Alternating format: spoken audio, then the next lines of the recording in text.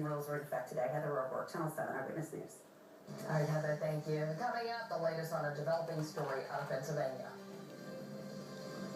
A man opens fire at a municipal building, killing 3 people. I'm Tony Yates in Ross Township, Pennsylvania. What state police say led to this shooting as Eyewitness News continues.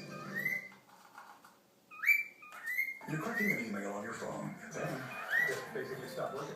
now today at 5, Eyewitness News shows you why your smartphone may be more vulnerable than others. And a free way to fix it. Today at 5 on Channel 7 Eyewitness News. Attention passengers. The captain has turned on the coming soon sign. These planes takes off Friday. Engine hold on. Buckle up for high-flying fun. Turn off your cell phones for a great family adventure. Marshmallow, you're silly. Why are you attacking that monkey?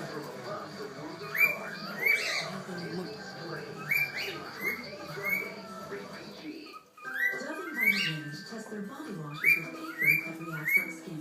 If others can strip this paper, imagine how harsh they can be to your skin. Dove is different. Its breakthrough formula changes everything.